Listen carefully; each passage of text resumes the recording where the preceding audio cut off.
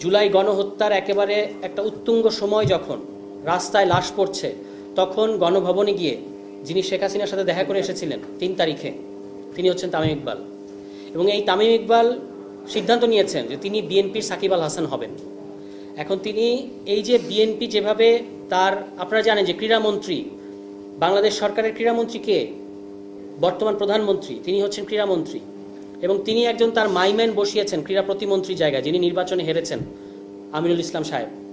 এবং তার ব্যাপারে স্থানীয় পুলিশ অফিসার থেকে সবাই বলছে যে উনি আমাদের এমপি, মানে তাকেই তারা এমপি মনে করে। এই ব্যক্তি দায়িত্ব গ্রহণ করার পরে বারবার বলেছেন, ক্রীড়ামন্ত্রী যিনি, তিনিও বলেছেন যে আমরা ক্রিকেট সহ স্পোর্টসকে দলীয়করণের ঊর্ধ্বে রাখবো, আমরা এর মধ্যে দলীয়করণ করব না। এবং এটা তাদের নির্বাচনী ইশতেহার যদি দেখেন, 31 দফা যদি দেখেন, সর্বত্র তারা বলেছে যে বাংলাদেশের যেগুলো সাংবিধানিক প্রতিষ্ঠান, যেগুলো সংবিধিবদ্ধ প্রতিষ্ঠান এবং যেগুলো স্বায়ত্তশাসিত প্রতিষ্ঠান, এই প্রতিষ্ঠানগুলোতে তারা দলীয়করণ করবেন না, এটা তাদের নির্বাচনী প্রতিশ্রুতি।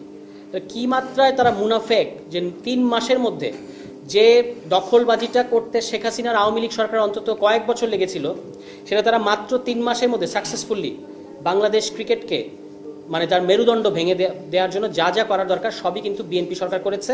এবং তারা ফ্যামিলি কার্ডের কথা আপনাদেরকে বলছে, কিন্তু এখানে আপনারা অনেকে স্পোর্টস জার্নালিস্ট আছেন, আমি জানি যে বিএনপির সবচেয়ে চমকপ্রদ ফ্যামিলি কার্ড কিন্তু বিসিবিতে দেওয়া হচ্ছে।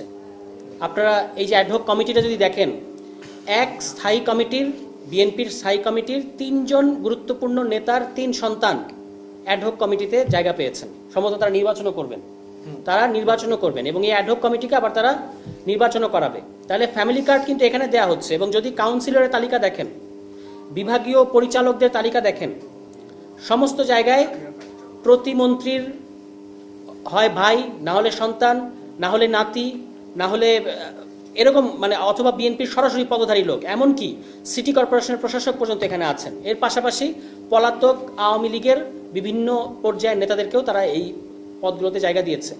এরকম ফ্যামিলি কার্ড এবং দলীয় কার্ড এইভাবে ক্রিকেট আঙ্গনে দেওয়ার কিন্তু বাংলাদেশে অতীত নজির নেই, এমনকি আওয়ামী লীগও এই পর্যায়ে পর্যন্ত যেতে পারে নাই। এবং এই পুরো ঘটনাটাই ঘটছে দুটো শক্তির ইন্ধনে। বিএনপি এখানে আমরা সামনে দেখতে পাচ্ছি মাত্র, এই দুটো শক্তি হচ্ছে একদিকে পতিত আওয়ামী লীগ, যেটার কথা ইতিমধ্যে আসলো যে লন্ডনে গিয়ে পাপনের সাথে দেখা সাক্ষাৎ করে পুরো সেটআপটার সাথে কিন্তু তিনি জড়িত আছেন।